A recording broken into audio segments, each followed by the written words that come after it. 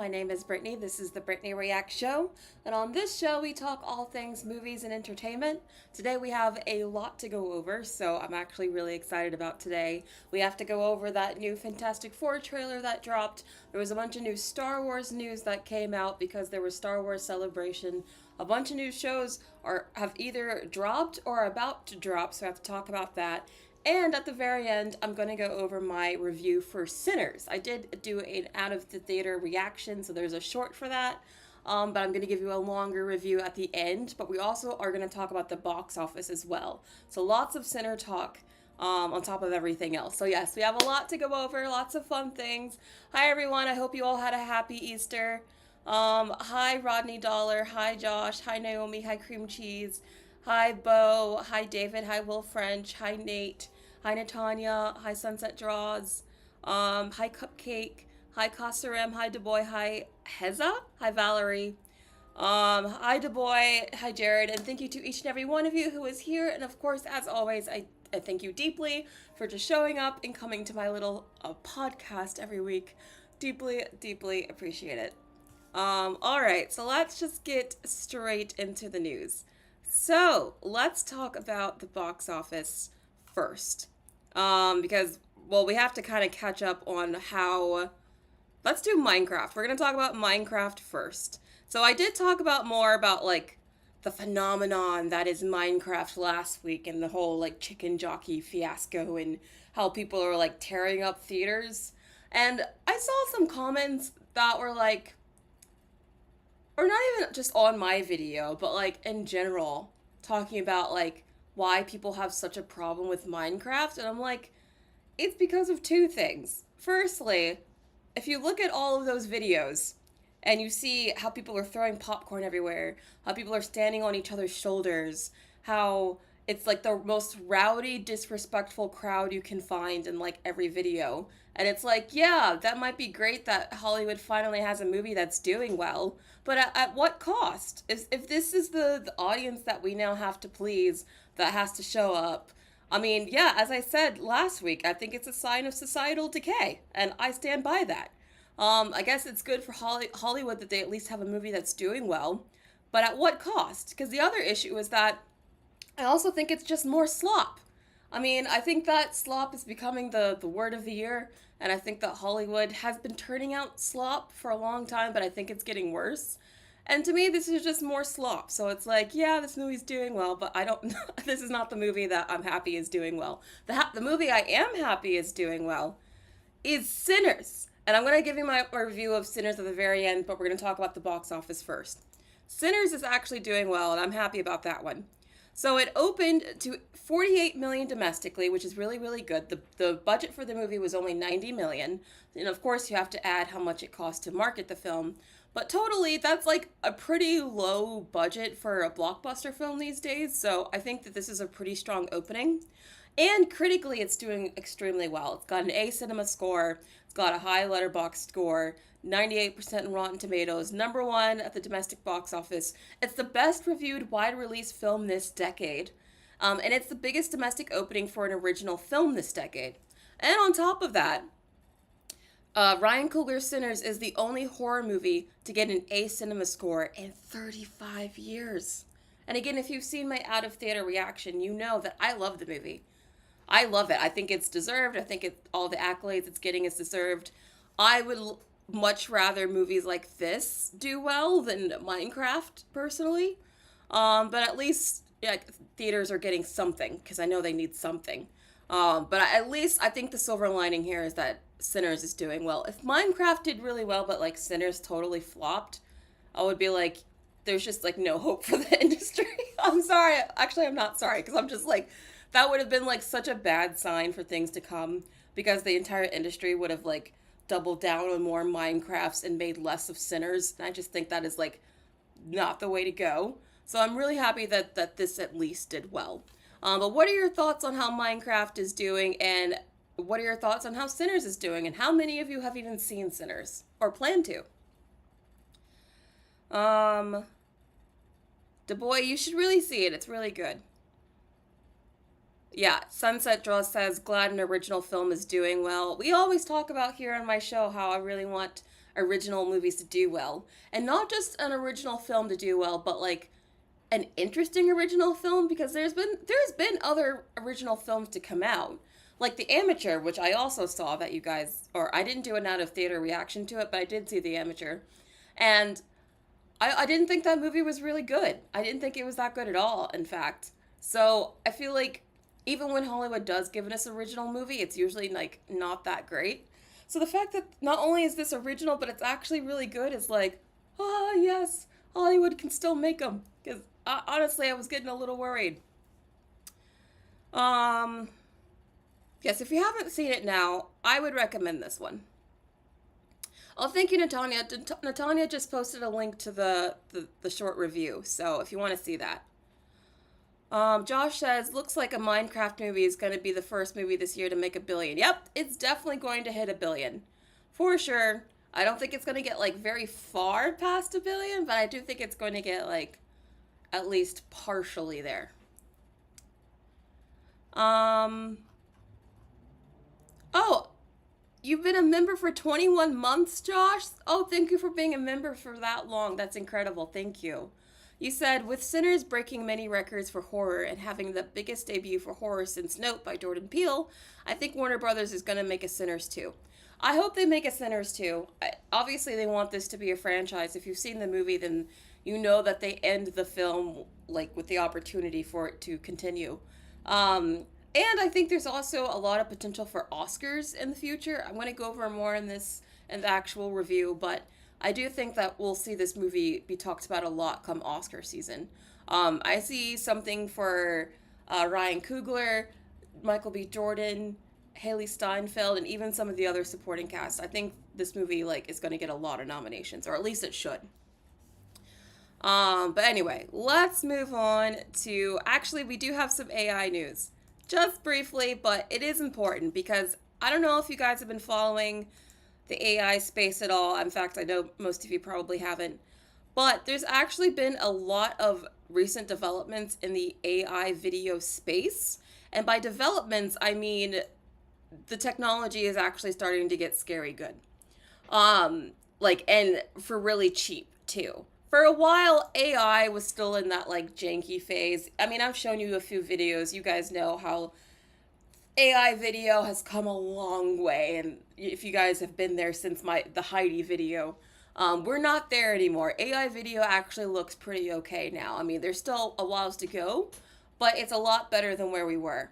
And because of that, people are starting to put together a lot more AI short films. There's lots of those kinds of videos on YouTube now. Some of them have even gone viral. There's more AI movie trailers.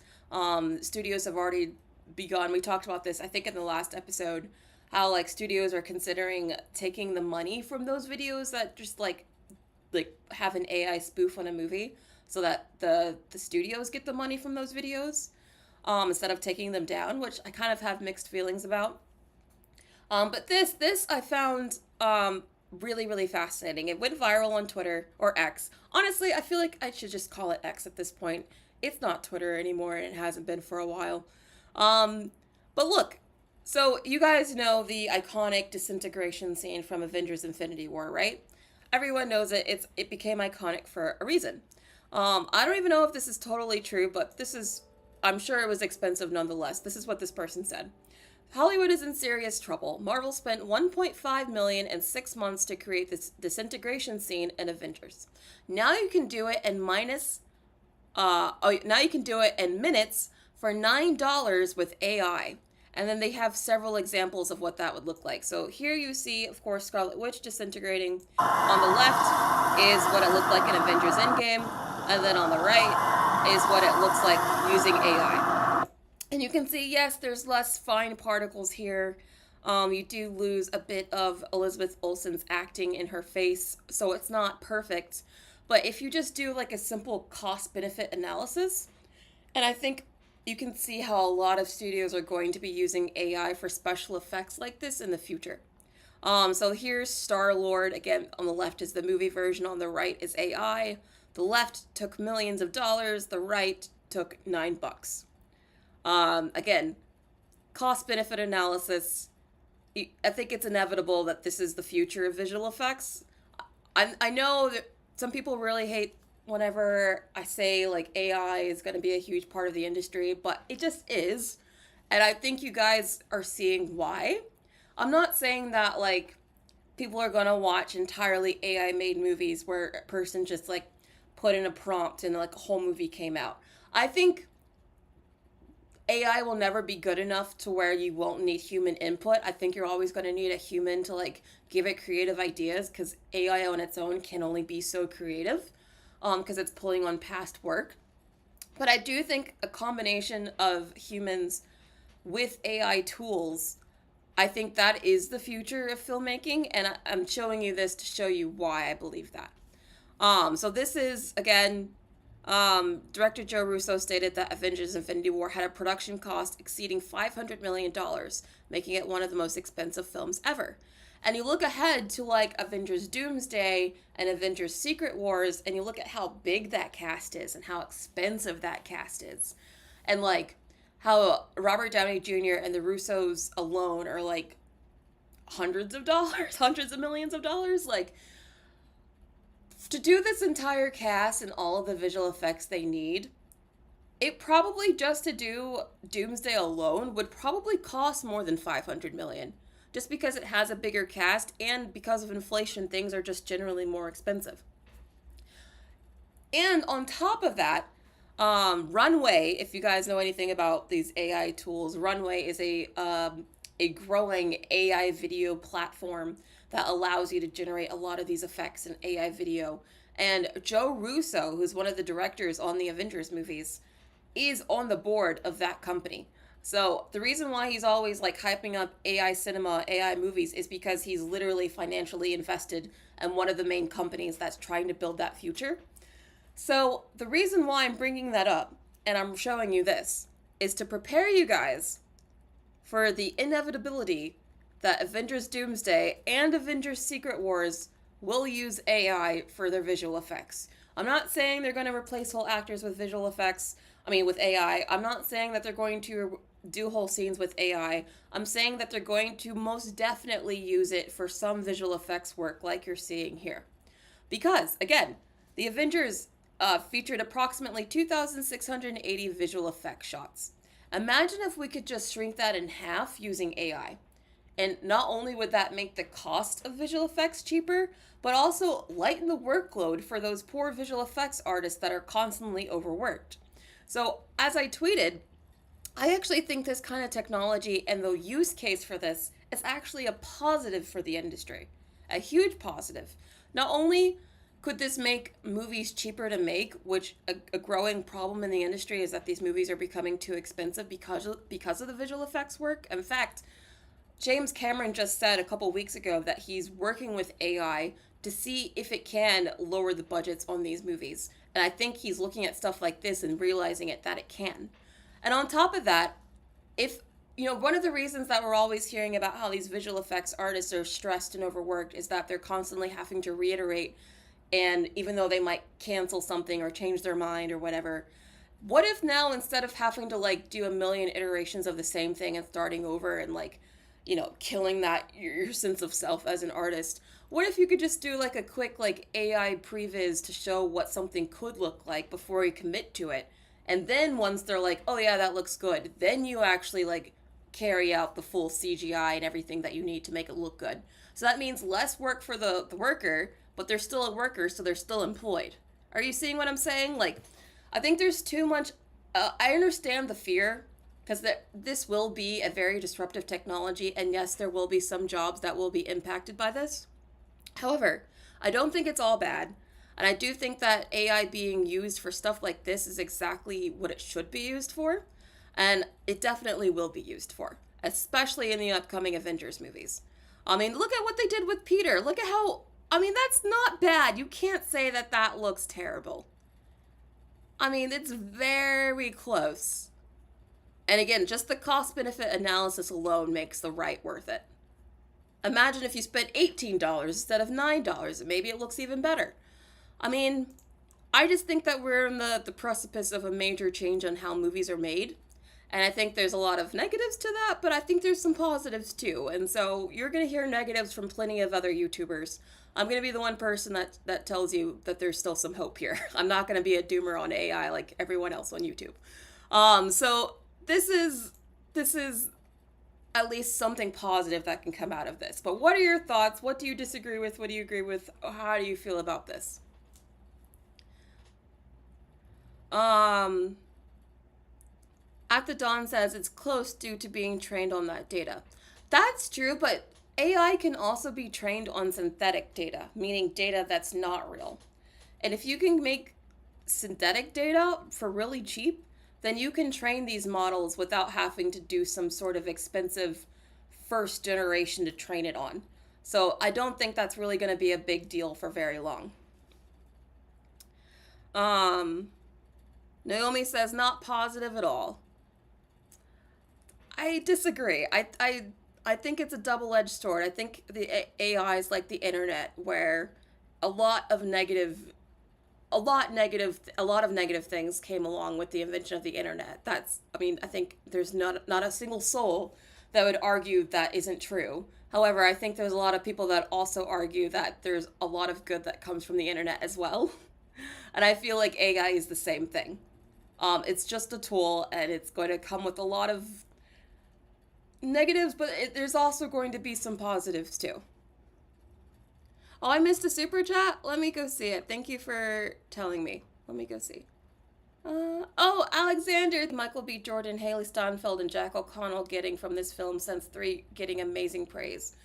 I hope they get a lot of work out of this.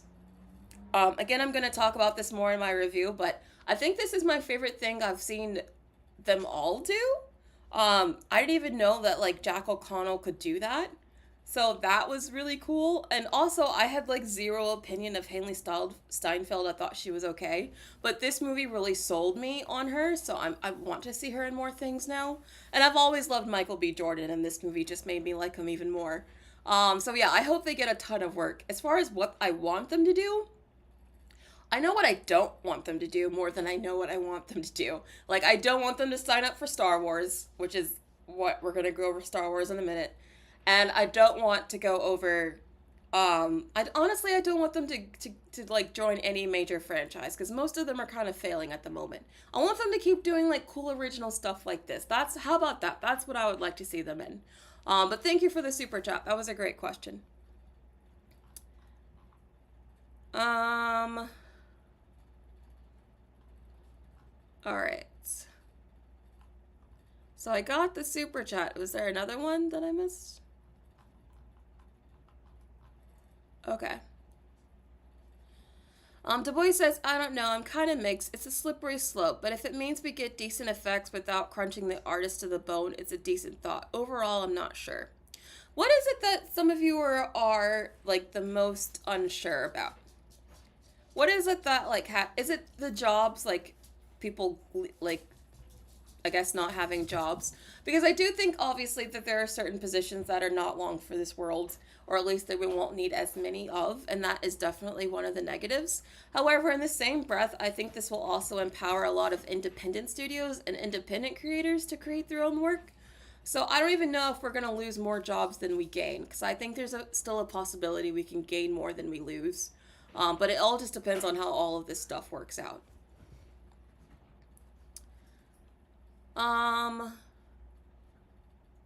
Okay, someone else said it's due to being trained on the data. So, I know, okay, here's the one thing I will agree with. I do think that if you're going to train an AI on someone's work, say like Studio Ghibli, I do think that artists should be compensated if you train on their work. I don't think it's cool to just like steal people's work and then like not give them credit for it. That I don't agree with. So yeah, I wish that there was some sort of way where like, and I think there might be in the future, but I think that there needs to be some sort of way where we can like trace if an artist's work was copied or trained on, so that artist can get their work compensated. That I do agree with, because I think that's only fair. Du Bois says, yeah, that's the main thing for me. How many people would lose jobs? On one hand, let's lose jobs, but on the other hand, they may have better working conditions. That's why I'm sort of undecided. And I think there's so much up in the air that we just don't know how this all going to shake out yet, which is why I'm like, I don't think we need to be dooming just yet. I already think that, like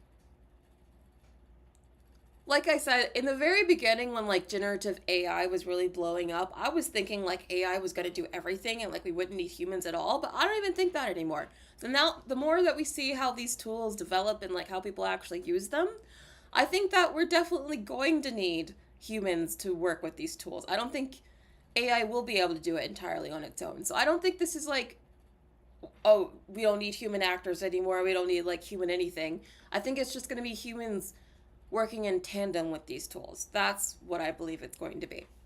But yes, let's move on, because I know some of you still very much disagree, but I will be the lone voice on at least the film side of YouTube defending this, because I don't think it's all that bad. Alright, let's get to entertainment news. Okay. So, back to Sinners, or at least Ryan Coogler.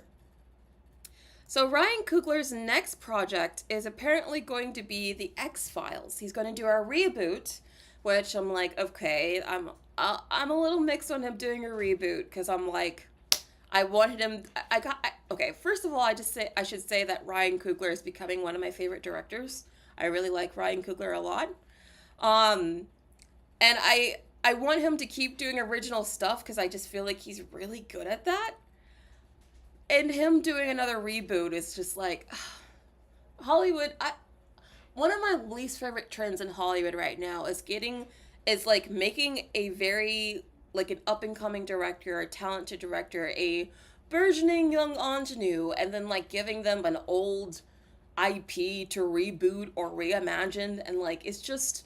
That's like one of my least favorite trends that's happening in Hollywood right now. I just feel like instead of making all these auteur directors reheat these old soggy nachos, why don't we just have like them make their own original stuff? Like, let's create 10 Sinners instead of like, 5 super expensive bloated IP reboots where half of them flop, at least half, because a lot of these movies haven't even been doing that well. So I'm a little mixed on that. I do like the X-Files, but I'm like, I wish he was doing something original. But he says, I'm fired up to get back to it, and that, some of these episodes, if we do our jobs right, we will be really scary. So that's good. If anyone, I feel like either him or Jordan Peele I would trust to do this property. So I'm glad that if anyone had to do this, it's him, but I just still wish that he was doing something original. Hollywood just cannot survive forever constantly doing only reboots. We have to keep like pushing forward and doing more original stuff like Sinners. So I hope that he gets back to doing Sinners sequels soon, or at least developing a new original franchise, because I don't know. I'm a little torn about this. But how do you guys feel about this? Rodney says, yeah, they keep putting newer stars and upcoming directors on familiar franchises. Yeah, it's so frustrating. Like the fact that we have freaking the talented Greta Gerwig coming off of Barbie doing freaking Narnia. Like, I like Narnia, okay, but why can't we give Greta Gerwig, like, carte blanche to do her own big epic story? Like, Greta Gerwig should be, like, fast-tracked to the Christopher Nolan territory where, like, she can do anything, she can do her own stories, she should be trusted to, like, actually create her own work and not just have to rely on franchises.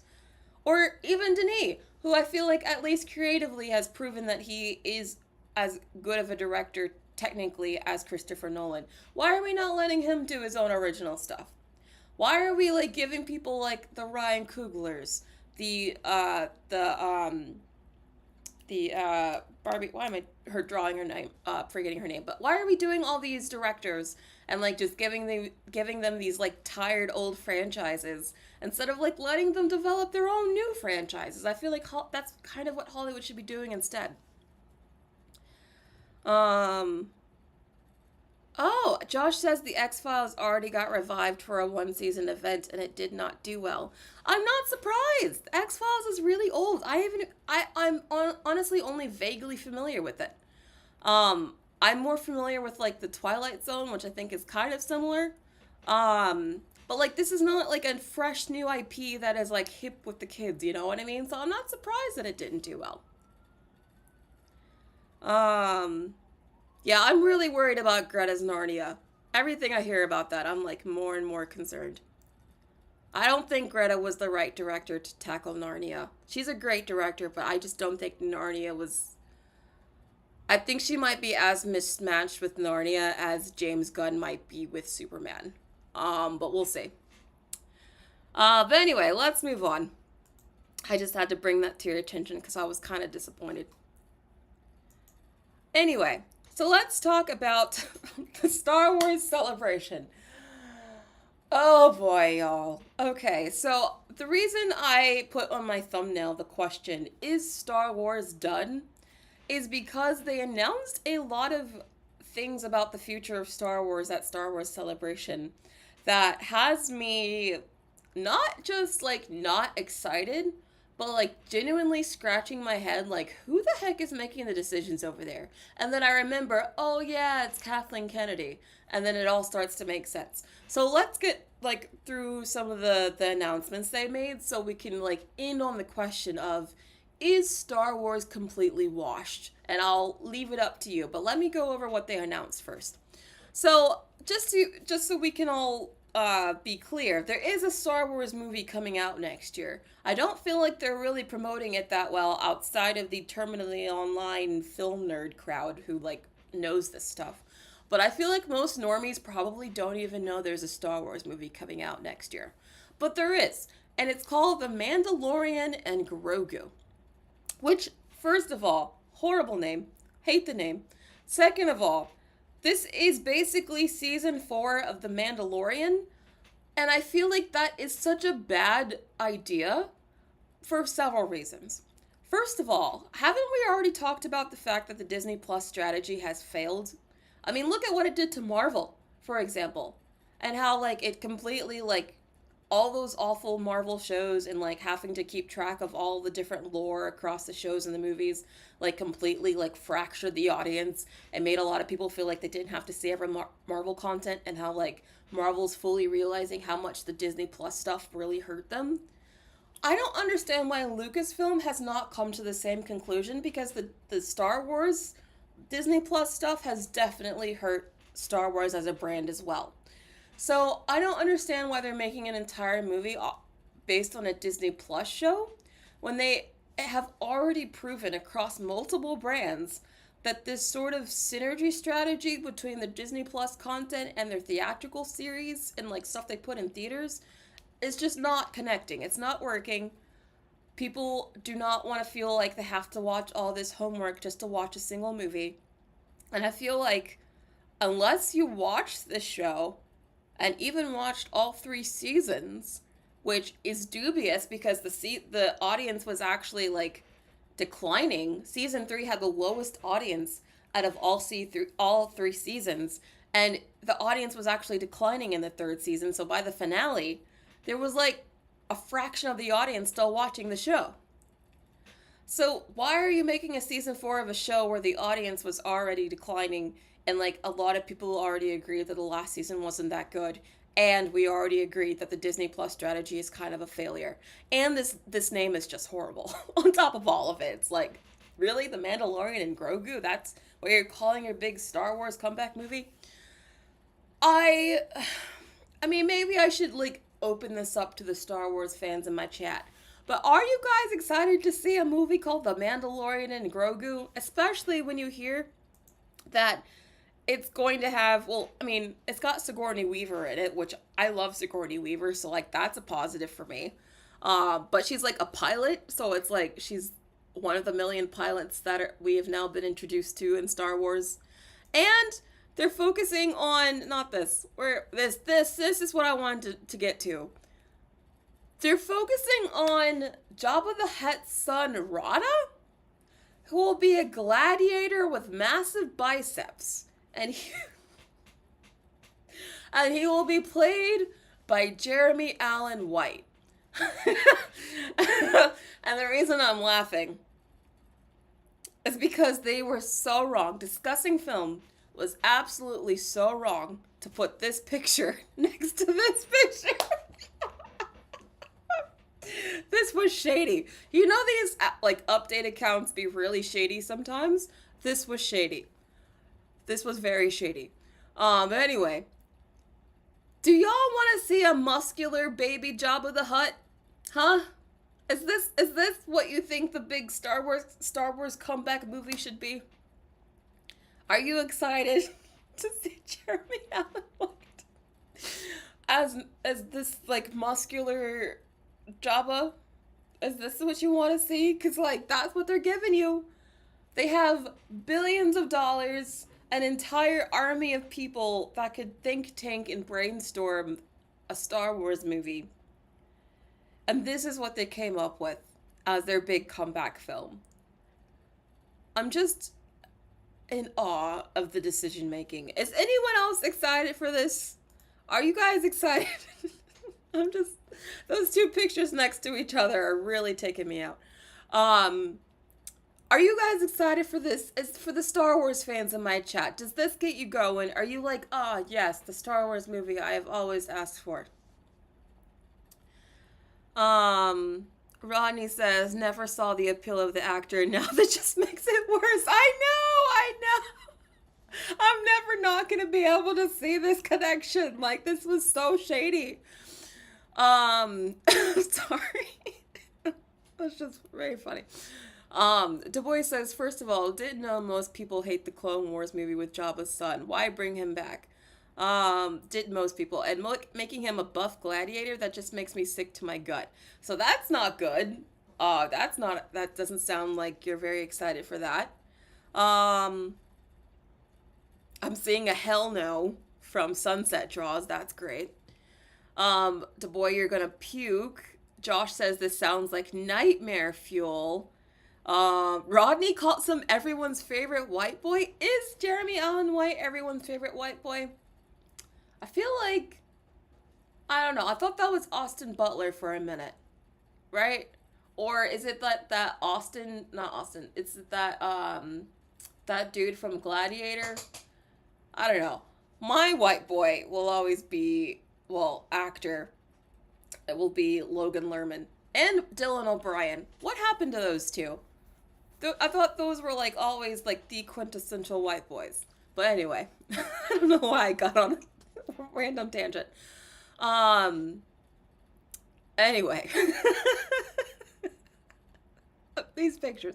All right, anyway. So let's go back because we have more that they also announced here. So Hayden Christensen will be returning as Anakin Skywalker in Ahsoka Season 2.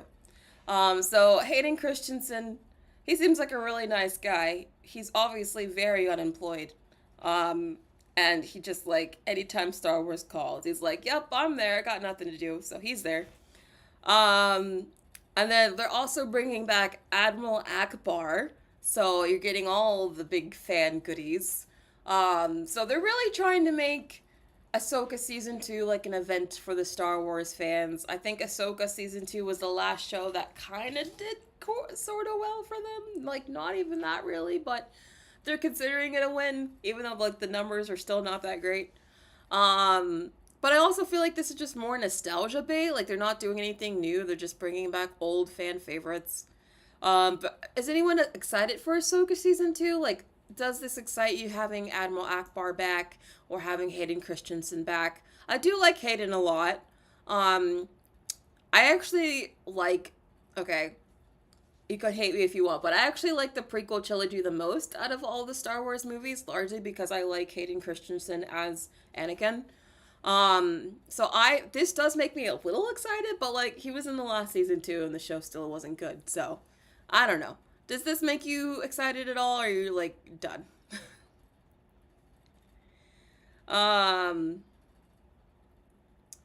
Haza says the pacing of Ahsoka was dog water. I feel like you could say that about most Disney Plus shows, though. Oh no, I'm seeing a couple of you say you didn't even see the first season. Yeah, I wonder how many people are even going to watch the second season. I can see this having a huge drop off too. Du Bois says, don't try to bait me back in with Akbar Disney. Oh, so Akbar does it for you, Du Bois? It's Akbar that does it for you? Okay, maybe he was the right call then. Maybe that was the right call. Oh, Will, you also like the prequel trilogy the most. That's great. Josh says, I hope they take more inspiration from Star Wars Rebels. We'll see, we'll see. Um, well, Natanya, thank you for asking. That's why I specified actor, because, yes, the white boy of the month for me will always be Harry Styles. But I don't think I consider him an actor.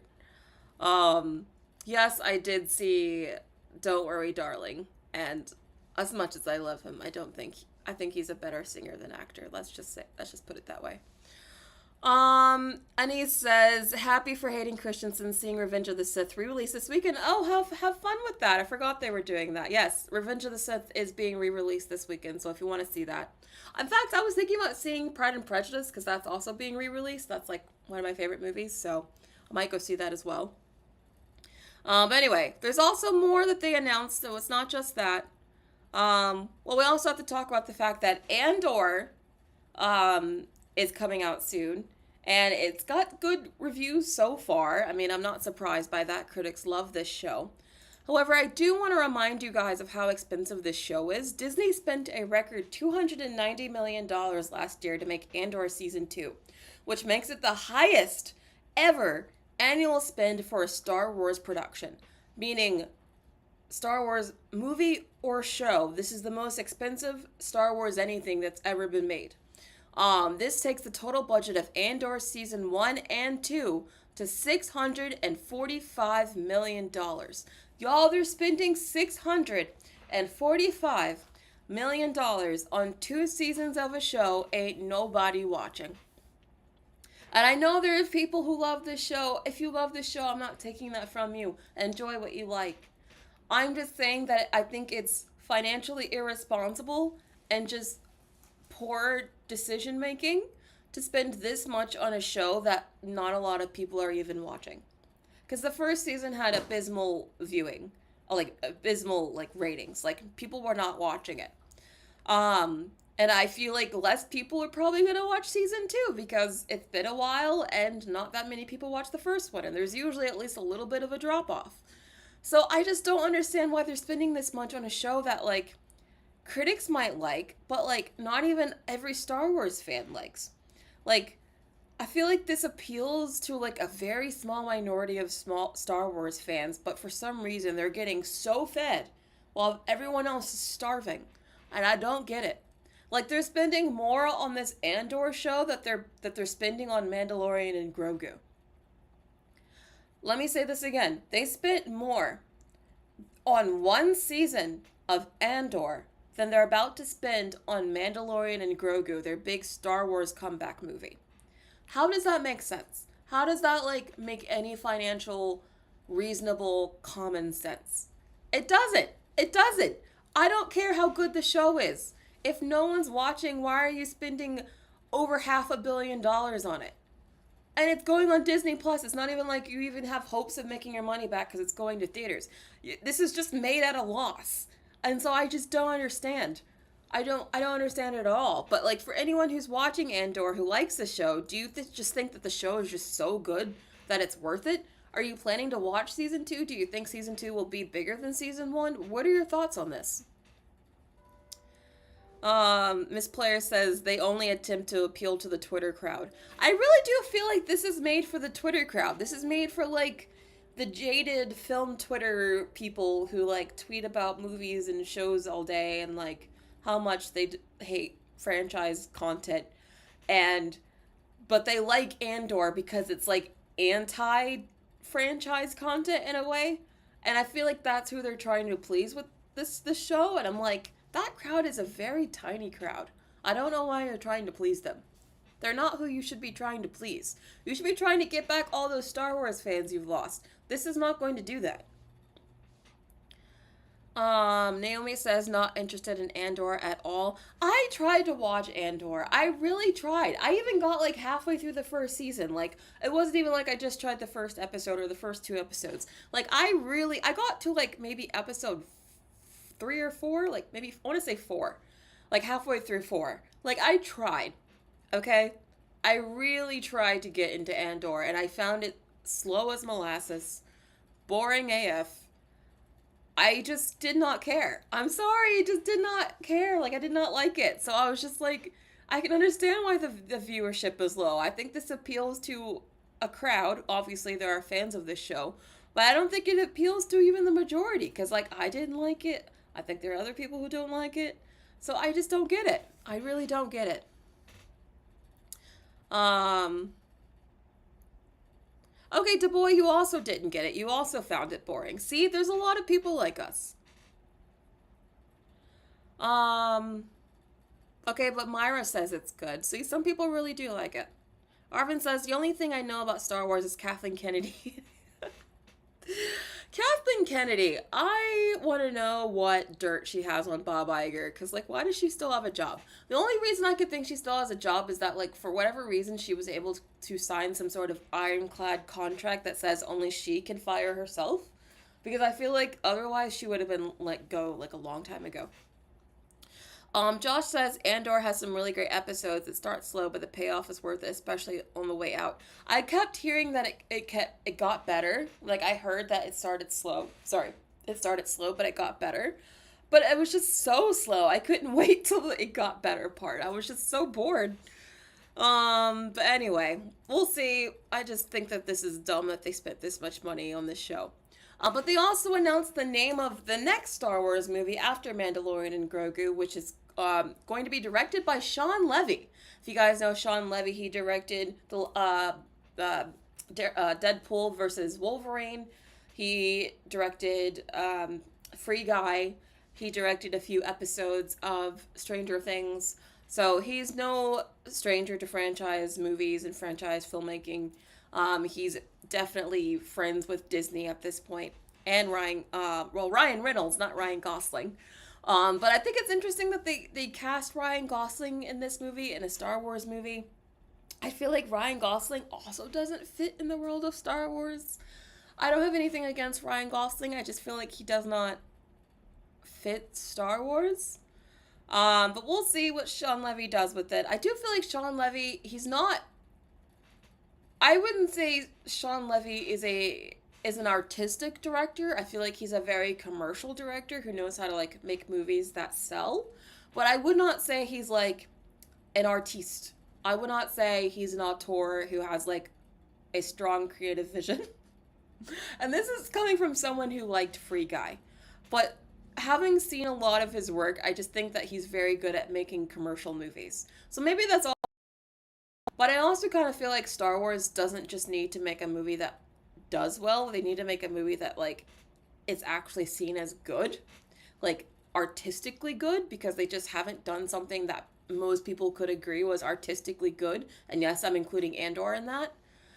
So I feel like Sean Levy is not the most exciting director for this. I just don't think he's that kind of director, but he does have good business sense. So maybe that alone will help this movie be successful. I just don't think that like visually he's a very creative or interesting director. And Ryan Gosling, as I said, I just don't think he fits this world at all. Now, they did try to also cast Mikey Madison in this. If you guys remember Mikey Madison, she just won Best Actress for her role in Anora, and we talked about Anora way back when the Oscars happened. And I told, if you want to know my thoughts about Anora, just go back to that episode. But I did really like Mikey Madison in the role, and I thought she was a strong actress. And I know she must be getting tons of offers from everyone, like everywhere, because like she was fantastic in that movie. And I think the whole reason that movie won Best Picture was because of her and her performance. So the fact that she passed on a Star Wars movie says a lot. To me, that says Star Wars is definitely washed. This says Star Wars is no longer attractive for new or up-and-coming talent. This says that Star Wars is maybe even seen as a potential liability for your career. Like, she just came out, she's coming off of having an Oscar. she's going to want to spend her Oscar capital on something that's worth it for her career. And for her not to see a Star Wars film as something worth spending Oscar capital on says how the franchise is now being viewed in the eyes of a lot of people in Hollywood, in the sense that it's definitely taken a big reputational hit. It's not seen as like a sure thing anymore. It's not seen as like this big thing that you have to be a part of.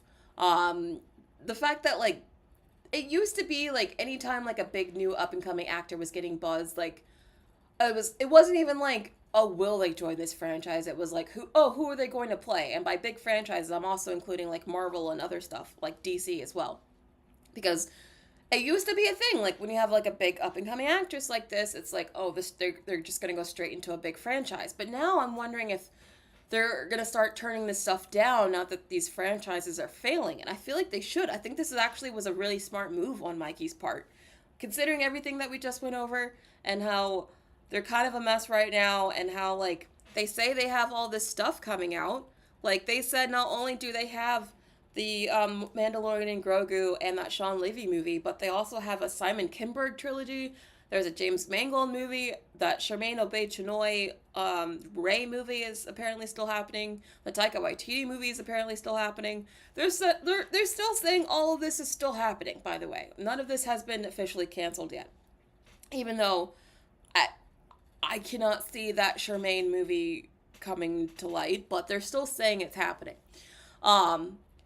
And we know, if you've been following Star Wars news at all, like they will cancel a movie. So that's why I'm like not entirely sure all of this is actually coming out, but they're still saying it is. So with how messy and out all over the place all these movies are, and how like they're just making some really bizarre choices with the stuff they are doing, I can see a lot of actors just saying no.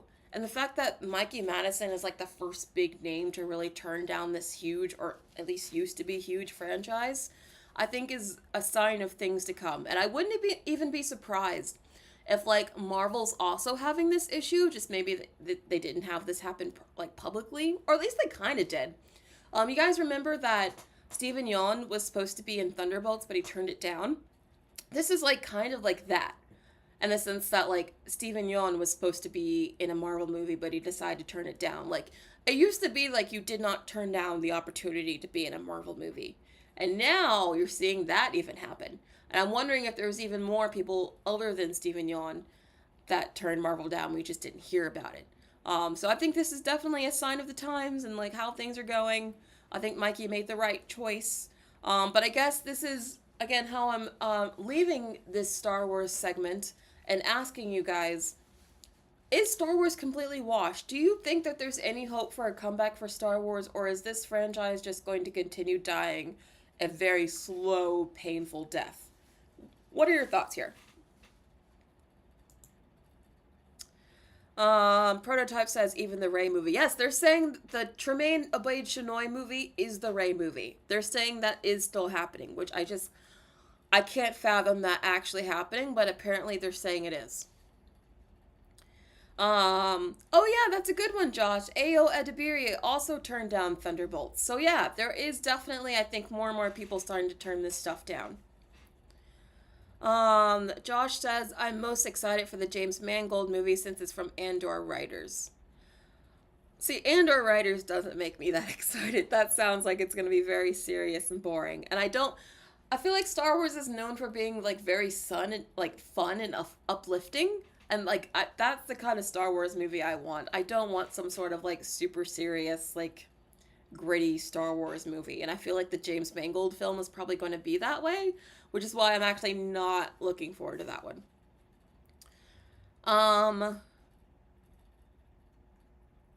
Naomi says you think it's too much content. It is. It is too much content. Cheetah Viper says, fire Kennedy and hire someone competent. But who would even want her job at this point? Who would want to be the head of Star Wars with how, like, basically the state of it? Like, who would want to be in charge of that? Omar says, there is hope for the franchise, but they need to take a long break, like prequel to the movie Long Break. The younger generations are interested in this franchise. I think they need not just a long break, but as I've said repeatedly now, I think they also need to reboot the franchise. I think that Disney has muddied the lore and complicated it so much that even if like Disney sold Star Wars tomorrow and like a new studio can make Star Wars movies, they would still struggle building anything new off of the messed up lore that Disney gave them. So I feel like they need to like start over from scratch and just like have a new Han, Luke, and Leia and like start over. I know there'll be some Star Wars fans that'll be mad at that, but I truly believe that's what they need to do. They need to take like a 10-year break minimum and then come back with a full reboot with a new cast, start over clean with the canon. That's what I would do. Truly, that's what I would do. Um but yeah, anyway, let's move on from Star Wars because we got some other stuff to talk about. So, Disney is halting the production of live action remakes after the failure of Snow White at the box office. This does not surprise me. Honestly, this is the first like sign that I'm seeing from Disney that they're like genuinely taking fan feedback to heart. Because the easiest thing in the world for them could have been to just like essentially keep making these live action remakes and ignore fans and just say like, oh, this was just a one movie fluke. Oh, this was just because of the controversy with Rachel Zegler and Gal Gadot. Like, they could have just said this was just like a one-time thing. But instead, I think they're actually listening to what people are truly having a problem with in this movie. And I think they're realizing that maybe they need to go back and retool how they actually make these films. I'm not saying that they're going to stop making live action remakes forever. I don't believe that at all. But I do think that maybe that they're stopping temporarily to maybe rethink how they're making these movies. Because there wasn't a single person online, and you know they really look at Twitter, or X. There wasn't a single person on X who was like, oh no, I'm sad about this. Literally everyone was like, thank God. There wasn't a single person that was like, oh, I'm going to miss these movies. Everyone was like, oh, thank God, because these movies are terrible. And for the most part, they are. I've only liked one singular live-action remake movie. And that's the live-action Aladdin. I actually really like the live-action Aladdin. But all the other live-action remakes... Oh, sorry, two. Because I also liked the Cruella movie. I liked Cruella a lot, actually. But all the others, I did not like. I don't... Even the one they always talk about as being good, Cinderella, I didn't like that one either. I didn't like Beauty and the Beast. I hated Mulan. I thought Jungle Book was just okay. Like, I think, for the most part, these live-action remakes tend to be far worse than the original. So I don't even think that, like, they're helping, like, make younger audiences want to go back to watch the originals. I think they're just overall hurting the brands of each movie and brand and IP that they're trying to remake. Like, I think they're genuinely hurting themselves in their own brand by doing this. So I'm glad that they're pausing. I'm glad that they're reassessing. I hope that they come back stronger with better movies. Because I think Snow White was a wake-up call for them. And I'm actually happy that it was a wake-up call for them because they really needed one. So are you guys happy about this? What changes would you like to see in live-action remakes going forward? And are there any movies you actually would want a live-action remake for? I've told you guys from the beginning that the only movie I can think of that I actually would really want a live-action remake of is Atlantis. Just because I feel like Atlantis really lends itself for like a big fantasy adventure film. And you can easily do it with humans. But other than that, like, I just can't even think of anything else. So what would you guys actually like to see from live action remakes in the future? Are you happy about this? Evil Connor, you've been a member for 19 months. Thank you so much for being a member this long. I had so much fun with Cruella and thought Little Mermaid was so underrated. I liked parts of Little Mermaid. I didn't hate it, but I also didn't love it. I think that there was a lot of missed opportunity in that film too, which is why I don't put it in my love category. But it's definitely not in one of my worst either. But yeah, I really liked Cruella a lot. Oh, I didn't know that, Josh. The Cruella director is doing Supergirl. That just made me even more excited for Supergirl, actually. So that's actually really good news. Okay, Will, you want a Tangled live action? I think we will get a Tangled live action eventually, but who knows when. The Incredibles? I feel like they're kind of doing that with the Fantastic Four movie, so I don't know. Um, oh, Treasure Planet? I don't know if you can do Treasure Planet. There's a lot of like weird fantasy stuff in there. I don't know how it would translate, but I do like Treasure Planet. Um, so yeah, I just feel like they need to make these movies. First of all, I feel like they need to do more filming on location. Enough of these like sets and like green screen stuff. I feel like they need to go and be more practical. I think that they need to go back to like making these look gorgeous and like going back to like how they made even Rachel Zegler look very like not that pretty. Like from the hair and the makeup to even how the dress was like very frumpy on her. Like I would just give her like whatever princess they do next, like just give her like an actual gorgeous gown and like pretty hair. Like it just things like this that seem small but I think really do matter, especially to people like me. Like one of the reasons that these princesses became so iconic is because of their gorgeous gowns and their gorgeous hair and all of that. So I don't know why in live action they always try to like scale back that element. I feel like the only one that didn't do that actually was that Cinderella movie, which is like the only thing I like about that film was that they did make Cinderella's dress like super gorgeous and pretty. I feel like they need to do that for all the Disney princesses, so I don't know. That's what I would like to see. But anyway, moving on.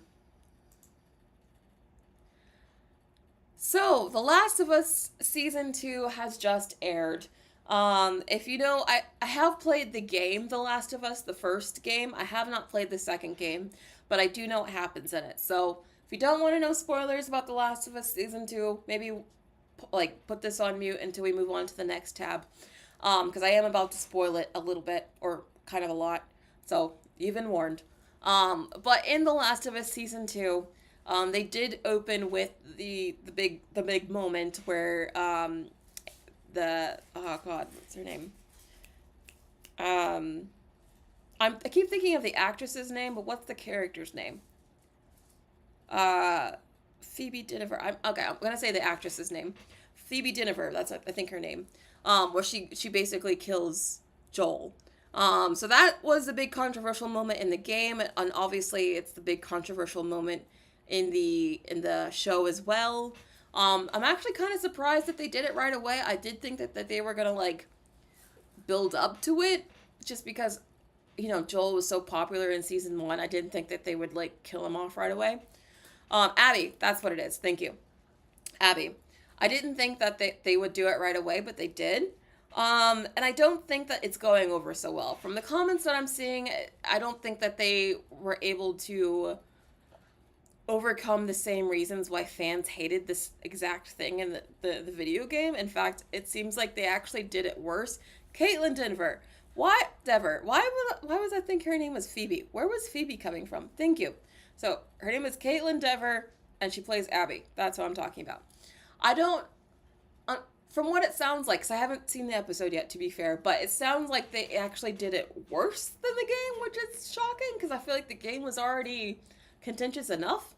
So I'm really curious to see how well season 2 does when both the source material is not as popular and how they're adapting it is apparently not as popular.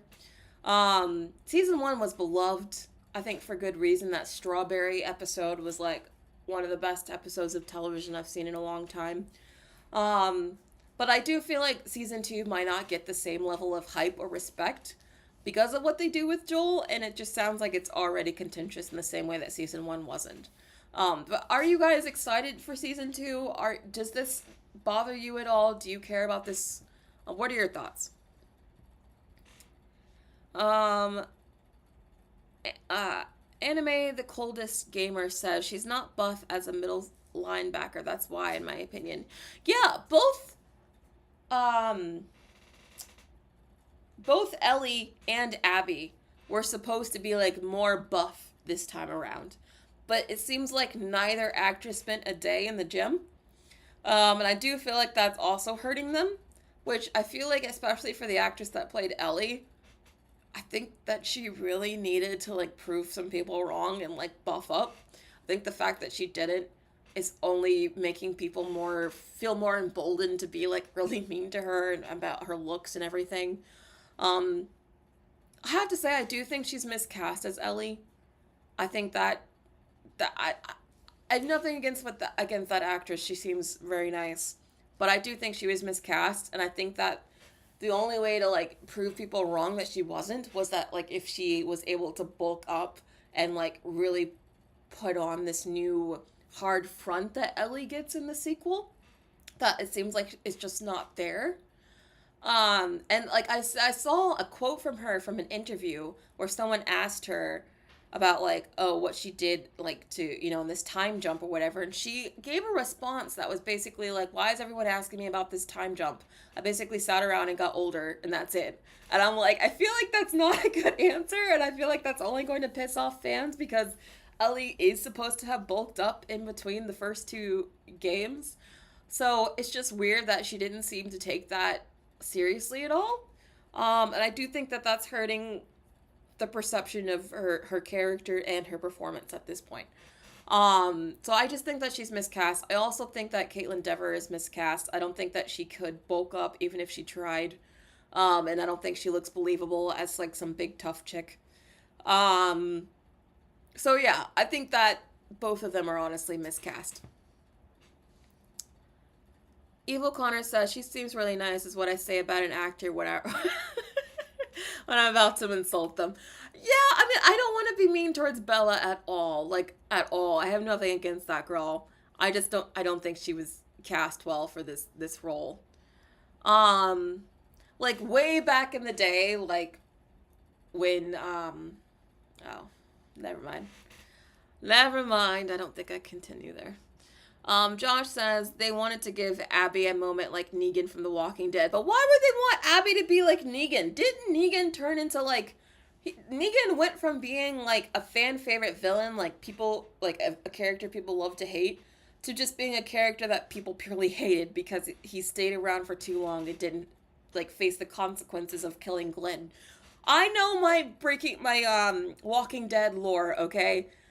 I don't know why they would want to turn Abby into Negan considering what happened to Negan. I feel like that was not a good choice if that's what they were trying to do. But yeah, I just feel like season 2 is not going to have the same like hype and interest that season 1 had, and these are some of the reasons why. So let's move on to the next topic. So if you guys didn't want to hear any spoilers for The Last of Us, we have changed the tab, so now we are not going to talk about it anymore. So let's talk about the new teaser for James Gunn's Superman. And it's very important that it's James Gunn's Superman, because that is the only thing they seem to want to talk about is James Gunn, James Gunn, James Gunn. The entire marketing for Superman is just James Gunn, James Gunn, James Gunn. So let's just kind of like briefly go through this. There was like for Superman Day or whatever, like they just released this weird like little behind the scenes teaser. They didn't like show us anything new really. And I feel like with the movie coming out so soon that they should be ramping up the marketing, but they're kind of not. Like I feel like for David Cornsweet to be Superman, like the titular character, we've seen him the least out of like all of the characters and all of the actors. And I'm starting to wonder if like they're trying to hide him, or is it just James Gunn is like purely taking over the marketing and like making it all about himself and forgetting to actually promote the actor playing Superman? I don't know what's happening, but I feel like I know nothing about David Cornsweet, like nothing, and I feel like they have to change that, because I think part of what, even though I didn't think Henry Cavill made a good Superman, he had his fans, and I think the reason why he had his fans is because he understood the importance of connecting with the audience. Like fans love Henry Cavill because he knows the right things to say. He knows how to stroke the fan base ego, so to speak. He knows how to get on fans' side, which really helped him for a long time, even when I didn't think he was given good material, or I didn't even think he made a good Superman. But he knew how to work his audience. They're not even giving David Cornsweet the opportunity to do that. Like, anytime he speaks, it's like for a line and that's it. Like, I want to hear more from him. Maybe we'll hear more, like, closer to the movie. Maybe they'll do, like, a full press junket or something. But I just feel like it's very odd, like, how little we've heard from David Cornsweet. Like, it's all James Gunn. And, like, even in this little teaser, the whole thing starts with James Gunn talking. It starts with James Gunn, it ends with James Gunn, and everyone else is just, like, part of James Gunn's crew. It's very, very weird. And again, it's like mostly stuff we've already seen. So that we do get a bit of Peter Safran. We hear from the freaking producer that's like been like pretty silent this whole time before we hear from any cast member. What? This is so odd. This is just so odd. Like, why are they promoting Peter Safran over like David Cornsweet? That's weird. I just feel like that's really weird. Again, more James Gunn. Wish we could see a lot more Superman, but no, it's like, it's not even like we can see like a shot of Superman here. It has to be like a shot of James Gunn directing Superman. Like, it's like you have to be a part of it somehow. And then we get Rachel Brosnahan a little bit. We get this like cute little like walking moment where they talk, but then it's straight back to James Gunn. Like, they get that one cute little moment and then it's James Gunn again. I do like that the robots are real. I think that's cool. But it's just more James talking. We get to see a little bit more of some of the other creatures. And then we get to see, like, I think more of Rachel Brosnahan than of David Cornsweet. Like, at least we get a few lines from her. And again, I love Rachel Brosnahan. I think she's actually really well cast as Lois Lane. But I'm like, are they trying to hide David Cornsweet from us? Like, I'm just so confused. Again, more James Gunn. More James Gunn. We got him. Okay, this is a little bit of something, finally. But then there's still James Gunn here in the background. He's like in every shot. More James Gunn. James Gunn again. We get Nathan Fillion. We get freaking Nathan Fillion as Guy Gardner before we get any sort of like close-up interview shot with David Cornsweet. What? How does this make sense? I'm starting to feel like they're trying to hide this dude. And then we're back to James Gunn talking. More James Gunn directing. Again, we get a shot of him, but it's like a shot of him being directed. Yeah, we get a few shots of Rachel Brosnahan, but like, why was David Cornsweet not available for an interview? We get an interview from Mr. Terrific, but not from Superman himself. Do you see what I'm saying now? Like, I just feel like it's very weird how they're marketing this movie. And I just don't understand it. And yeah. I mean, they released this promo shot. They released this promo shot of Superman. And look, we literally get the backs of Superman and Lois, the main two characters. But who do we get square in the center, full face, visible? James Gunn. And I think this photo shows you exactly how they're marketing this movie. This is the James Gunn and Friends show. This is not the Superman movie. This is James Gunn's Superman movie. And the marketing is like marketing it that way. And I find it very, very weird. But anyway, are you guys excited for Superman still? Do you guys see what I have been talking about with this marketing? Did I miss a super chat? Oh, I did. Thank you so much for letting me, for reminding me. I don't always see the super chat when I'm like talking, so thank you for letting me know. Neo X-Ray, X-Gram or something like that. Sorry, it's cutting it off. It says, I actually liked Andor Season 1 and Rogue One. I'm glad you like them. If you like those, I'm not taking that away from you. You can like what you like.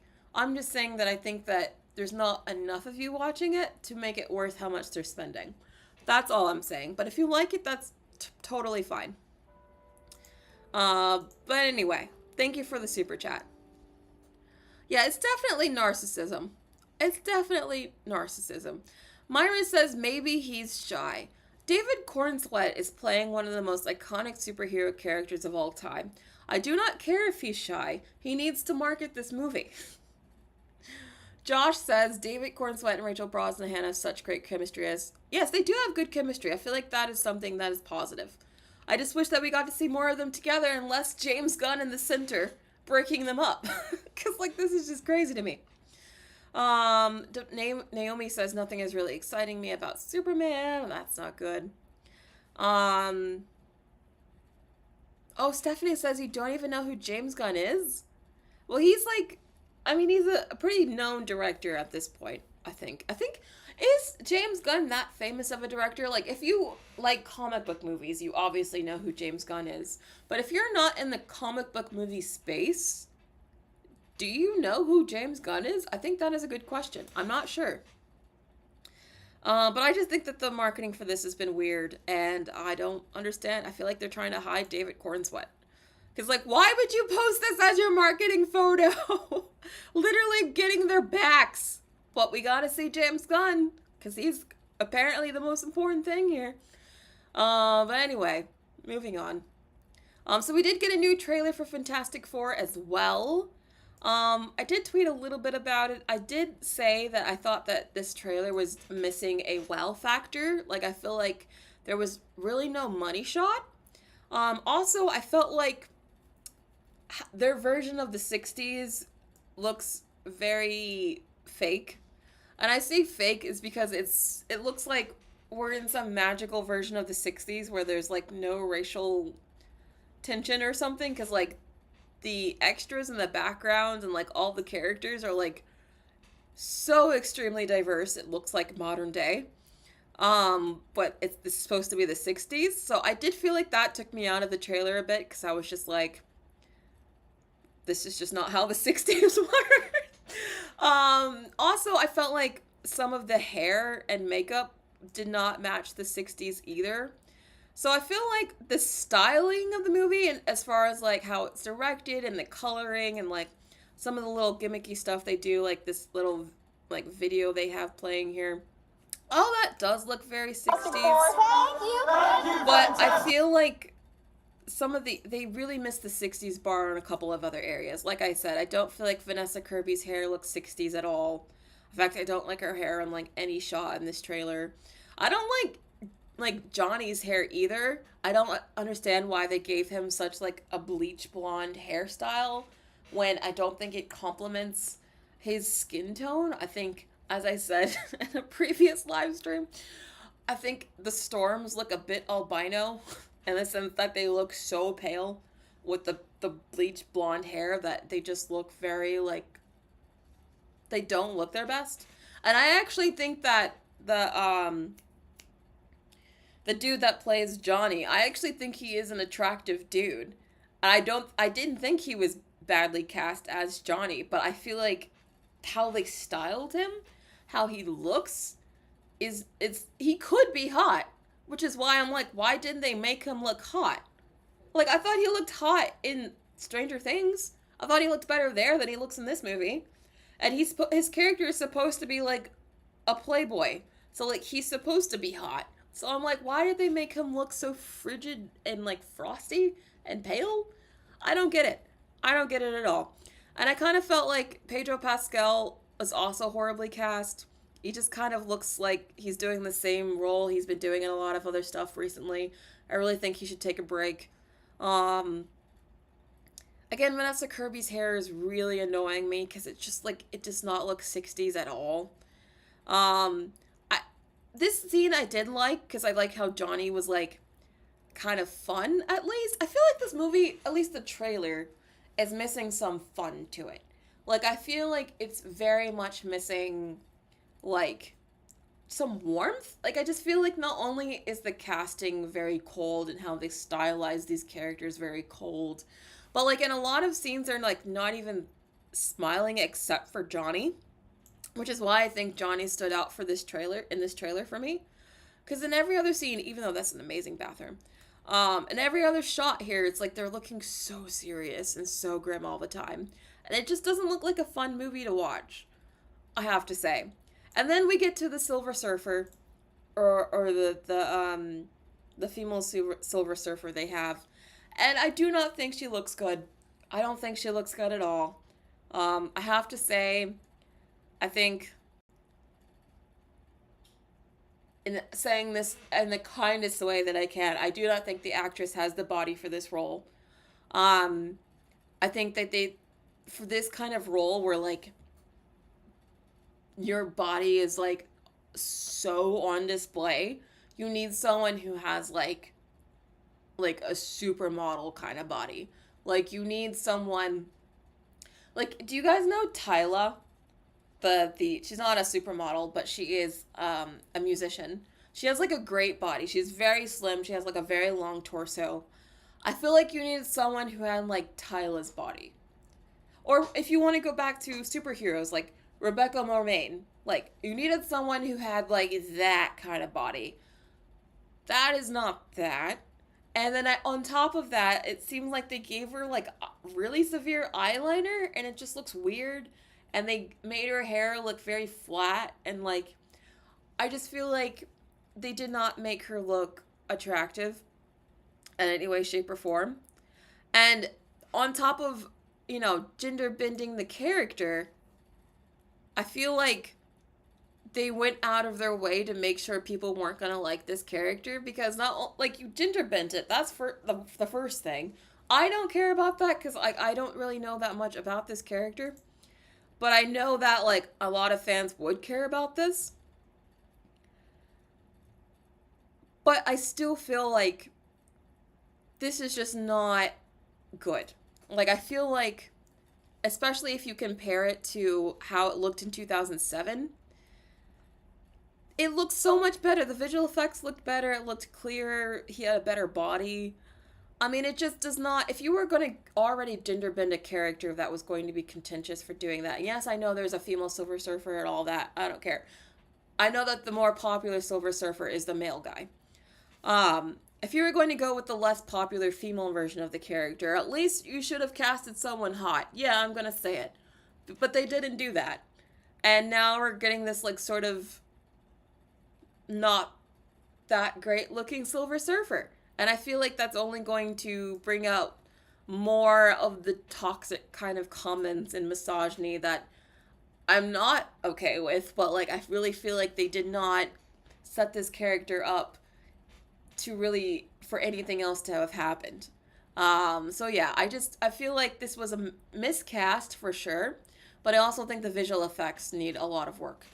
But yeah, that's how I feel about this. But what do you feel about the Silver Surfer character here?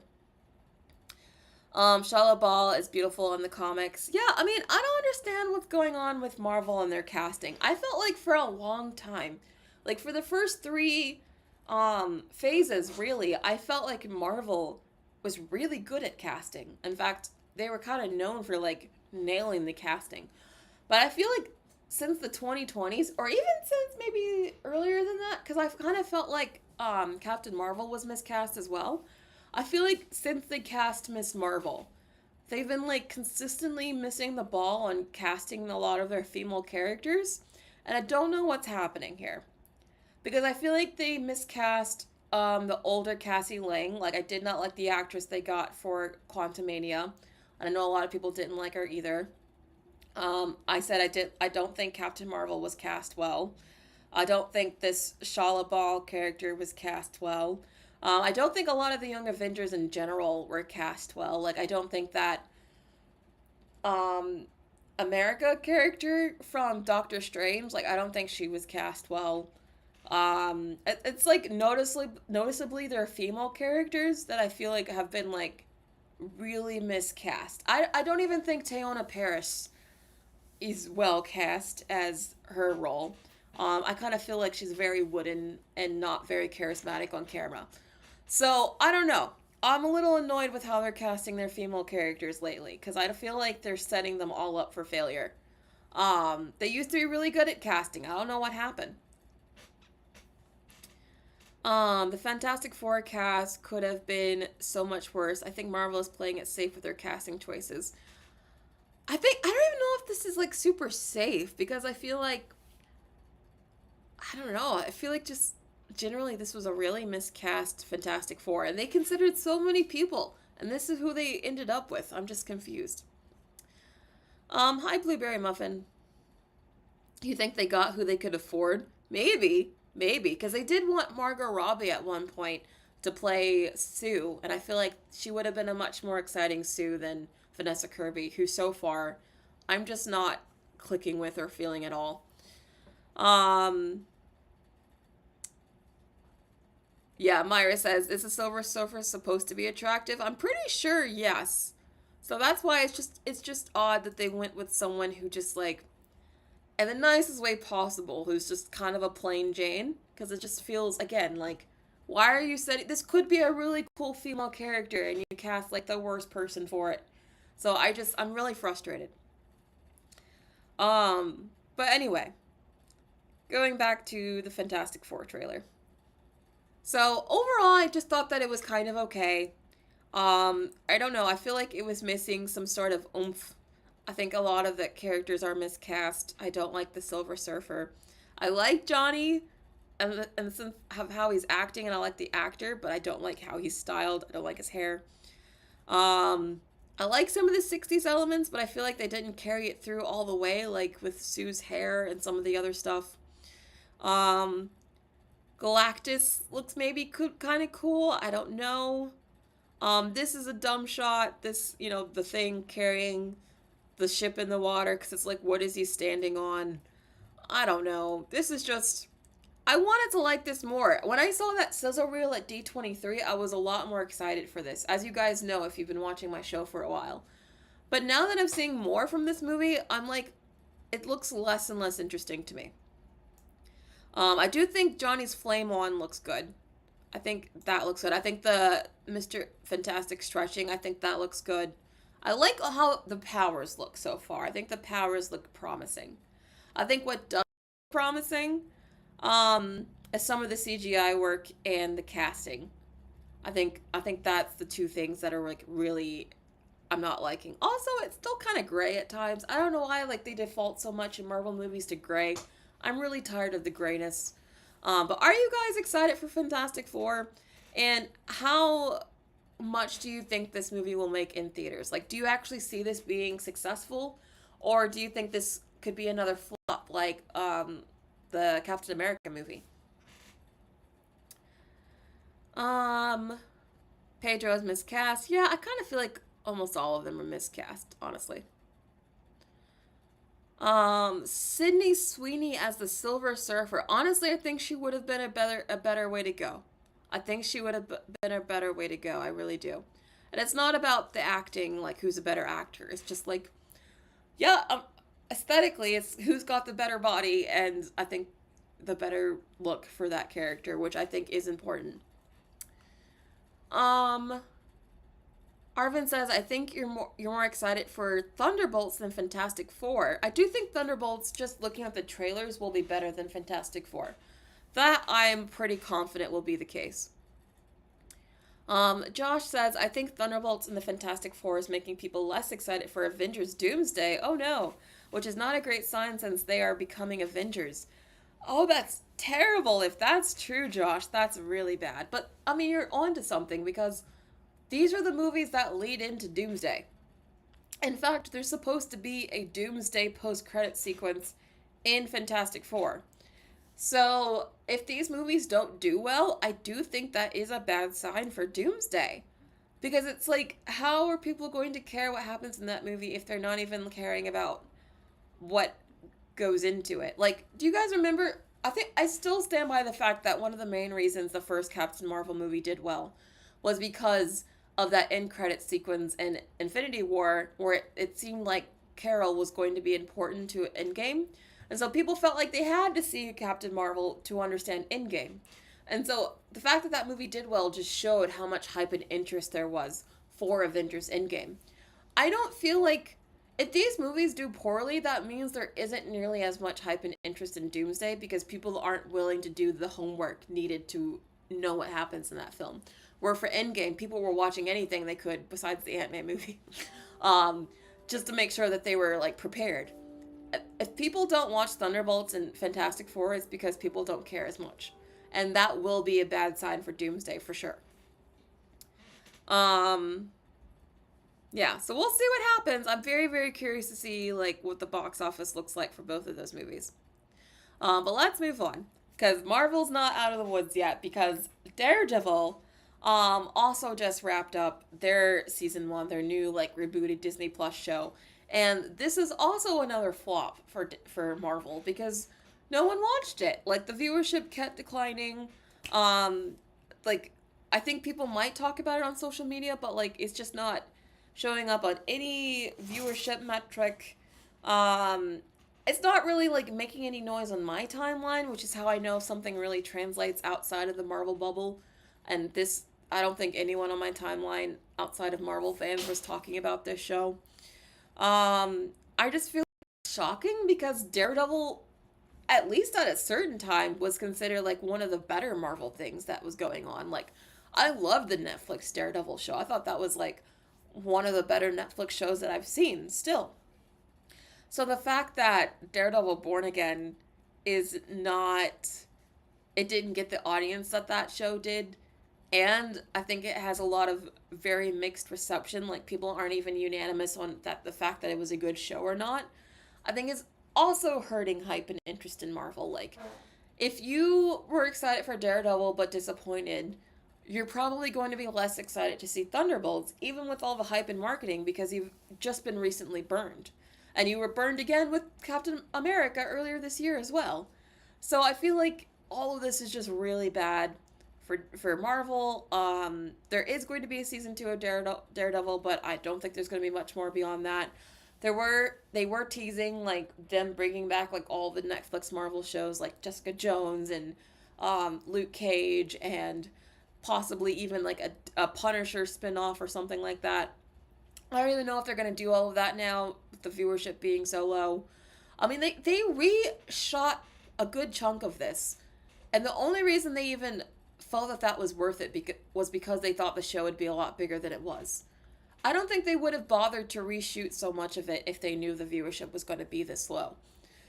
So, yeah, I mean, did anyone actually watch Daredevil? Are you shocked that the show wasn't really that viewed? Did you like it? If you did see it, did you like it? Would you want to see more from like the Netflix Daredevil or like the general Netflix Marvel content? How do you feel about Daredevil and the fact that it didn't do that well? Um, Evo Connor says, I'd like a younger cast, like someone in their 30s to play the Thing, but oh, you're talking about Fantastic Four. Naomi says, I only got to episode 4, then I stopped watching it. I still haven't watched past the first episode. I'm so behind.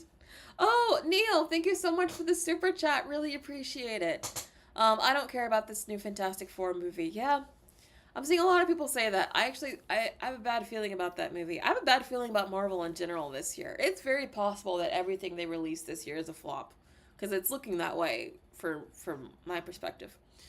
But anyway, it doesn't seem like too many of you are interested in Daredevil, so let's move on. We're gonna get to the Sinners review soon. I promise. We only have like a few more like news stories to go over, and then we'll get to my Sinners review. So next story. We're gonna talk about the fact. Oh, they did release a new Thunderbolts trailer. Speaking of Thunderbolts, it's a very emotional trailer. Very like they released so many trailers for this. Like, I feel like they don't know how to market this movie, so they're just, like, throwing things at the wall and see what sticks. I think that this movie is tracking to do potentially worse than Eternals, by the way, at the box office. That's how poorly this movie is tracking to do. And again, I'm not surprised. When I saw the trailer in theaters with my friends, they all said that this was, like, the sidekick movie. Like, it was full of a bunch of, like, C-list characters they didn't care about, and it is. So I just feel like even if the movie is really good, even if Thunderbolts is really, really good, I just don't think that it's going to do very well because it doesn't have many popular characters in it. You've got Bucky, but he's like the only one, and you've seen him in a lot recently. And I feel like the others just aren't that as well known or as popular. Like, you only know Florence Pugh's Yelena if you've seen Black Widow several years ago, or Hawkeye, which not many people did. So if you didn't see those two things, you don't really know Florence Pugh's character at all, and none of my friends did. Same thing with Red Guardian. You haven't seen freaking Red Guardian since Black Widow, several years ago. And a lot of these other characters, like Ghost, you haven't seen Ghost since like 2018. I don't understand who this movie was for. I feel like this movie was never made for like a casual audience. This movie was always geared towards the most hardcore of Marvel fans that like also read the comics, because I don't feel like anyone casually into these movies who don't read the comics would have ever cared to have made this movie, because it just does not appeal to anyone who I don't think is like already like super deep into Marvel. I just think that this movie lacks a lot of appeal to casual audiences. But I could be wrong. We'll see how this movie ends up doing at the box office, but that is my prediction. Josh says Marvel is doing early screenings for Thunderbolts, so I'm waiting to see the first reactions to this movie. Yeah, that's the other thing. There's so much of this marketing is like, this is a good movie, we swear this one's actually good this time. And I'm like, they've said that about Daredevil, they said that about Captain America, they've said that about a lot of movies, so I don't know if we can really believe them. They say it's good, but who knows? I think we're really not going to know until people actually see this thing. So we'll see. But I think this movie is in danger. That's what I'm going to say. Also, we have Tom Cruise. He's showing off his next great stunt for the next Mission Impossible movie, and he's like hanging off of a plane because of course he does. He's Tom Cruise. He does that sort of thing. And I'm bringing that up because there will now be well, I already mentioned this last week that there's going to be a Best Stunts Oscar, which is great. But there's also going to be a rule now that members must watch all nominated films in each category to be eligible to vote in the final round for the Oscars. I feel like that's so great and so important, because if you guys ever read those like blinds of like Oscar voters about like why they voted for certain things, they will openly admit that they don't even watch everything. And I feel like that just shouldn't be allowed, and I'm glad that now it isn't. Because how can you say like something's better than something else if you've never even watched it? So I'm glad that they're doing this. I think this is smart. I think this is long overdue. I know that the Academy voters are probably going to complain about it because they're like, how am I supposed to watch all of this? But it's your job. You need to, so figure it out. Yeah, I think this is long overdue. I think this is great. I think this is really great. But yeah, that's it. I want to get to my Sinners review because I know this is going on for a long time. So yes, let's talk about Sinners. Firstly, I just want to say I loved it. I think it's my favorite movie of the year so far. I think it's definitely the best made movie of the year. So yes, this does beat Mickey 17 for me, which was originally my favorite movie of the year so far. This is better than Mickey 17. So yes, that's how much I liked it. And let me talk about why I liked it. So firstly, I have to say the main reason why I think this movie works is because of Ryan Coogler. Ryan Coogler is I'm sorry if you hear any noises in the background, I apologize. Ryan Coogler is quickly becoming one of my favorite directors. I love pretty much everything that he does. I even like Black Panther 2 more than most people. I feel like that movie is underrated and overhated. In fact, I liked Black Panther 2 more than the first one, but I understand I might be in the minority with that one. But I think the fact that he filmed on location, so he has like lots of live physical sets that they worked on, which I really liked. He used like a lot of old school filming techniques. Like I loved watching the scenes where they were like driving in the car, because you can kind of tell like it was the screen in the background and all that. Like I love just like how practical and real it is. Like even when they build like a set, like it feels like a real lived in set that you could like go and visit, because it probably was. When we see so many movies now that are like cutting corners, particularly with Disney movies, and how they like to cut corners with making their movies, making a lot of it in that giant void thing. Or just like using CGI for everything. It was really nice to go to a movie where like everything was practical, all the sets were real. It was just like a very gorgeous movie. And in fact, Ryan Coogler, he actually consulted with Christopher Nolan on how to use the IMAX technology, and it looked gorgeous. I didn't see it in IMAX, I saw it in Dolby, but still, just the framing and how the movie was shot was gorgeous. There were several sequences that did feel very Nolan-esque to me. So, like, if you like Nolan movies, I feel like you'll like this. I feel like if Nolan were given the same script, he would have directed it in a similar fashion. That's how Nolan, this movie, felt to me. And I say that as a compliment. It's just very strongly well directed. Like, I think this might be one of his best directed movies for Ryan Coogler. Like, I think it's a very good work from him. I also loved Michael B. Jordan in this. He has to play two characters in this movie. He has to play twins, so that's always fun. If you guys don't know what the story is, it takes place in like sort of the, I would say, the Reclamation era, in the sense that there's like a time period where like slavery was slowly coming to an end, but it wasn't totally over yet. So you had some black people who were like freer than others that could do things, while you still had some black people that were on the plantation. And this wasn't that long ago, by the way. Spoiler alert, because this is a spoiler review. They end the movie in the 90s. Like, they do a huge time jump, and one of the characters is still alive, which I loved, because it just showed you how, like, all this slavery stuff wasn't that long ago. And even my own grandfather, by the way, picked cotton when he was a kid. So, like, this stuff wasn't that long ago. So, like, I liked that it showed that. And it wasn't just a slavery movie, because I want to be clear about that. I don't like just, like, plain old, black trauma slavery films, because I feel like there's just so much more that we could talk about. I don't feel like all black movies have to be that all the time. So I love that this was also, like, a good horror movie, too. I loved that there was that vampire element to this, because it turned it from, like, another black trauma film into, like, a fun black genre film. And I really liked that. I thought that was cool. I thought all the actors did an amazing job. I thought Hailee Steinfeld, this was my favorite performance that I've seen from her yet. In fact, I had, like, really no opinion of her. Like, nothing negative, nothing positive. Like, I just didn't have, like, a strong opinion about her as an actress. But after seeing this, I am fully on board the Hailee Steinfeld train. I think that she is not only a great actress, but I feel like she has, like, a strong screen presence. I feel like she has, she had a great chemistry with everyone. Like, I feel like she plays, one of the twins that Michael B. Jordan plays. She plays, like, his love interest, and I thought they had amazing chemistry together. I just thought that she was fantastic in this. Really, all the acting roles were fantastic. Sorry if I'm going a little bit all over the place. But again, the story is, we have Michael B. Jordan and the twins. They want to open this sort of juke joint place, right? Where they can have, in fact, let me go to the juke joint place.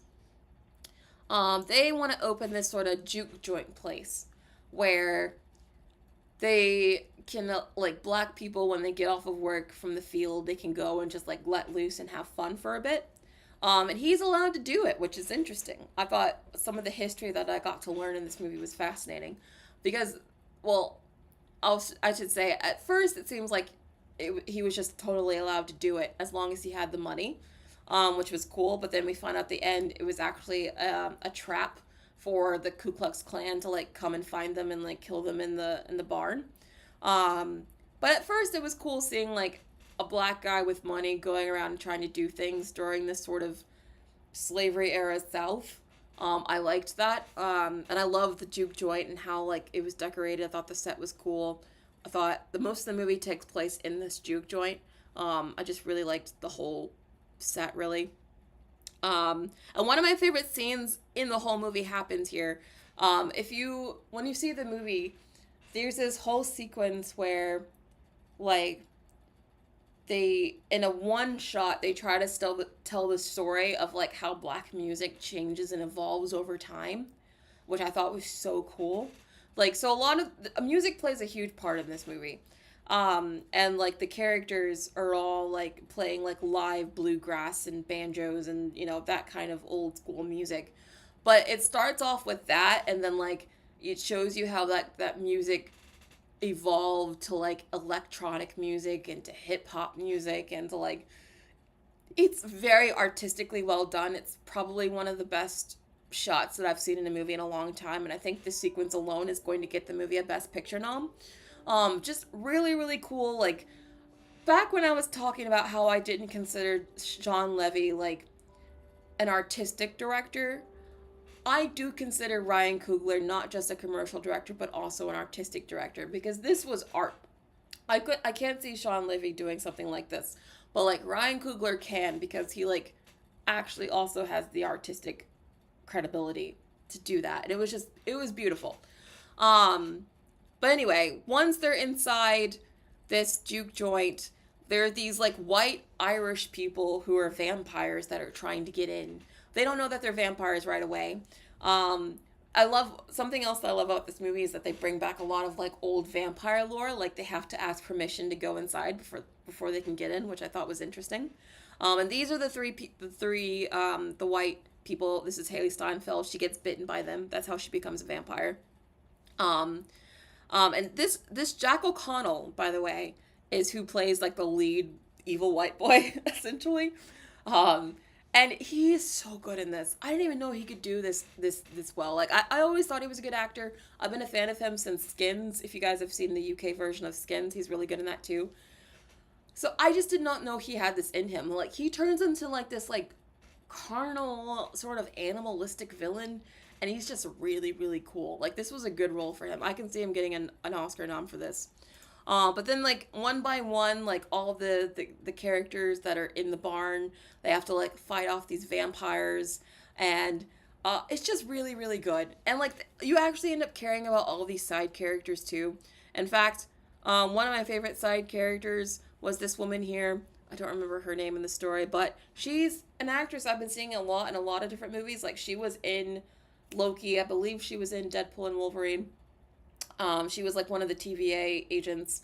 But she's in this movie as well, and she's fantastic. She plays the love interest of the other Michael B. Jordan twin, and they have amazing chemistry together. She's also the smart one of the team. Like she's the one that pieces together that they're vampires and everything. I thought she was fantastic in this. I loved her. I also loved seeing like a dark black woman as a love interest. I personally really liked that. In fact, there were two, because there was also this woman who was also gorgeous, and she was the love interest of this like younger boy here who is on the right, who I also really liked. He was like the banjo player. He's really good with music. That's his thing. Um, yeah, just really the whole cast was strong. I included this picture because there's a lot of characters, a lot of actors. I didn't want to go through all of them one by one, but those were some of my favorites. And really, I feel like you could probably fill out like best actor, best actress, best supporting actress, and best supporting actor all with this movie. Like the entire cast is strong.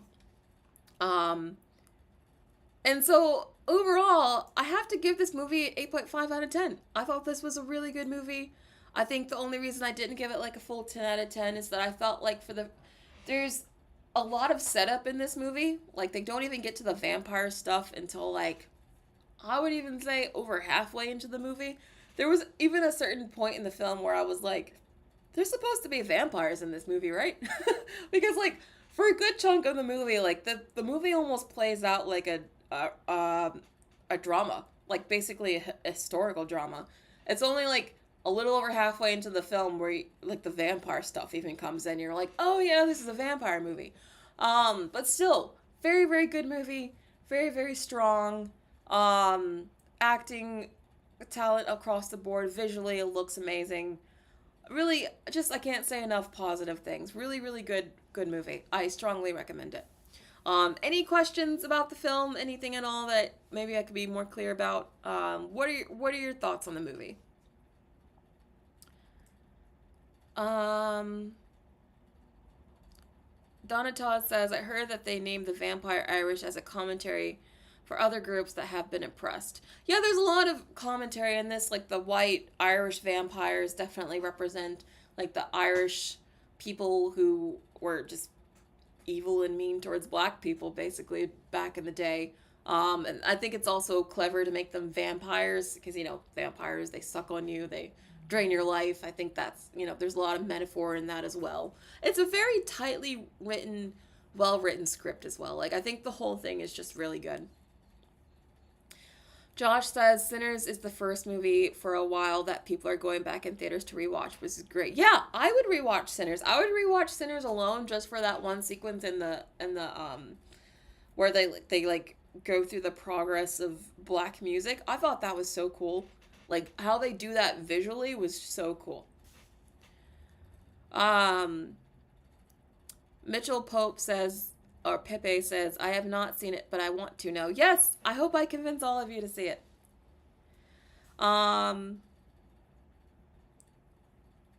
Okay, Eugene, you also gave an 8.7. That's great. I think this is a big breakthrough movie for Hailee Steinfeld. I think this is like for how this was for me, where I was finally like, oh, Hailee Steinfeld, interesting. Let me pay attention to you now. I feel like for other people in Hollywood, they'll probably feel the same. Like I feel like she should get a lot of good roles off of this. I even think she can get like a Best Supporting Actress nom in this. At least I hope she does. Also, I think it's really, really cool that Hailee Steinfeld has real, like, black DNA. Like, she's, like, 1/8 black and Filipino from her grandfather. And, like, that actually is part of the story in the movie. Like, is the fact that, like, she's white passing, but she has, like, some black in her. So I think that's fascinating that they used her actual, like genetics as part of her character. I think that's interesting. And I believe it. You believe it. You're like, yeah, that Hailee Steinfeld, she's got some black in her. As a black person, I feel like she would definitely get invited to the cookout. Like, I just believe it. Like, I feel like that's a role that not every white actress could play. I'm just gonna say it. Like, I feel like you cannot be a white actress that is like very white. You know what I mean? Like I feel like Hailee Steinfeld works in this role because I think she's believable. It's like part black. But there are some like actresses that are just like too white for this role that it would never work. So I think that this was a very hard role to cast, but I think they casted it perfectly. Evil Connor, thank you so much for the super chat. Oh, that's so kind of you. Thank you. Selfish plug, I reviewed the Final Destination 6 trailer. If anyone's interested, I'd greatly appreciate the watch. Thanks for what you do, Brittany.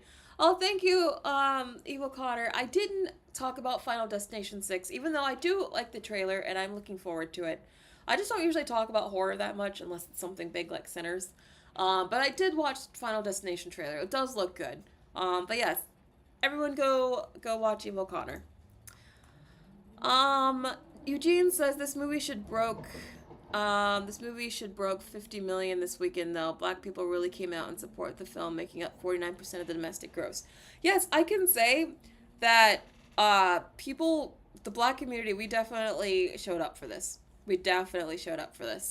Like there was real excitement for it, so I wasn't surprised that it did well. And it looks like Evil Connor also just gifted someone. It looks like Anthony Burdick is now a member. Wow, Evil Connor, thank you so much.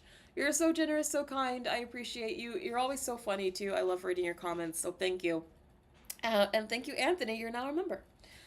Oh, yes, there's also the Asian presence. There's a lot going on in this movie. There's, like, multiple layers. I could probably do, like, a whole, like, live stream just doing a deep dive, but we've already been talking long enough.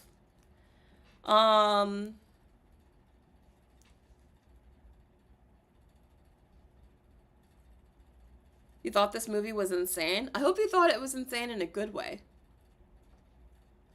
But anyway, this is everything that is my live stream for today. Thank you all for joining the live stream. This was fun. Again, I'll see you guys next week for the next live stream. Thank you all for being here, and I'll see you guys next time.